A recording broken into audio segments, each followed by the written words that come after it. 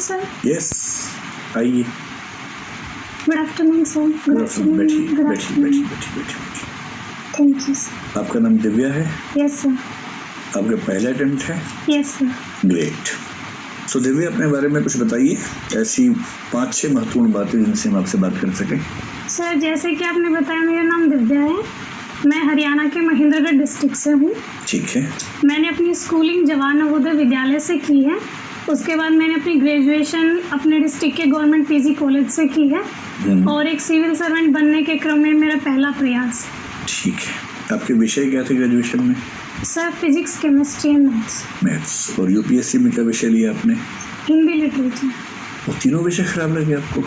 नहीं सर, खराब लगने वाली बात नहीं है। एक्चुअली सर, हिंदी में मेरा इंटरेस्ट भी रहा है क्योंकि ग्रेजुएशन में भी एक ईयर में हमारे पास हिंदी होता था, एक एग्ज़ाम होता था।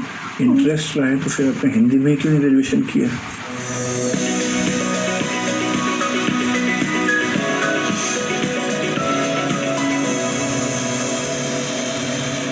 सर, वो 12th के बाद मेरे पास साइंस ही थी तो उसके बाद।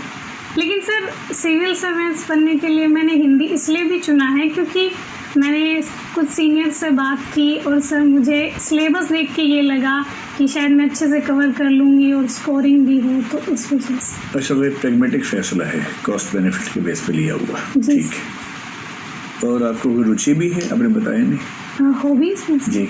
Sir, Ghoomar dance, singing and sir talking with my mother. अच्छा, अपनी मदर से बात करना आपकी रुचि है। गुड। आजकल ऐसे बच्चे कहाँ होते हैं जो पेरेंट्स से बात करें, तो बड़ी अच्छी बात है। तो मम्मी से बात करके आपको ये नहीं लगता कि उनकी जनरेशन की बातें आपकी जनरेशन से काफ़ी अलग हैं?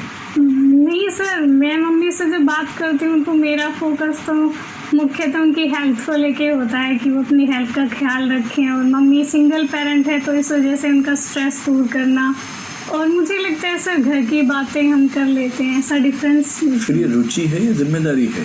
सर, दोनों चीज़ें, रुचि भी है और मैं अपनी जिम्मेदारी भी समझती हूँ कि उनका स्ट्रेस दूर करूँ। और आपका होम स्टेट हरियाणा है और आपने फर्स्ट प्रेफरेंस उसी को दी होगी? Yes sir. है ना? ठीक है। तो दिव्या, ये बताएं आपके नाम का मतलब क्या है और ये नाम आप पर कैसे सूट करता है? सर, मेरे नाम का मतलब है डिवाइन लस्टर और ब्रिलियंस।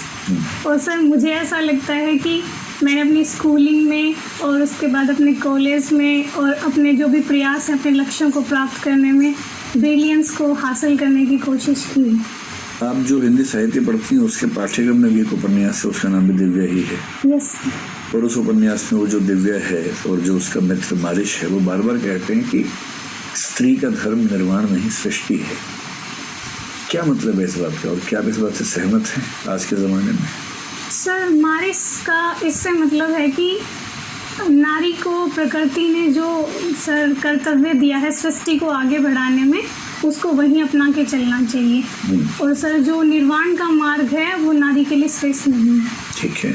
और सर, मुझे भी पर्सनली ऐसा ही लगता है कि सर, लेकिन जेंडर इक्वलिटी के साथ सर।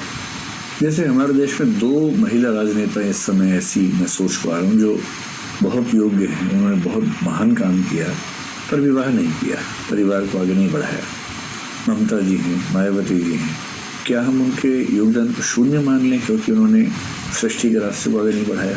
नहीं सर, ऐसा तो नहीं है सर। हर महिला की अपनी ये पर्सनल चॉइस है, और सर राजनीति के क्षेत्र में उन्होंने इतना अच्छा किया है तो हम सिर्फ सृष्टि को आगे ले जाने के बेस पे कहीं किसी महिला का मूल्यांकन नहीं कर सकते। ठीक है। अब आप ये बताएं कि हरियाणा में आजकल बहुत सारे जो विवाद चल रहे हैं उनमें से एक विवाद तो चंडीगढ़ को लेकर है।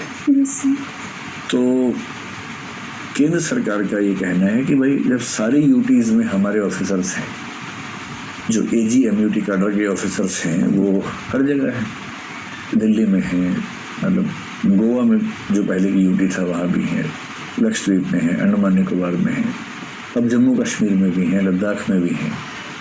तो चंडीगढ़ को अलग से लाट साहब बनने का क्या मतलब है कि उस यूटी में ऑफिसर्स हरियाणा पंजाब कैडर क्यों होंगे? तो केंद्रीय गृह मंत्री कह रहे हैं कि अब से हम चंडीगढ़ में भी एजी एमयूटी कैडर के ऑफिसर नियुक्त करेंगे। पंजाब सरकार इस बात पर भड़की हुई है, हरियाणा सरकार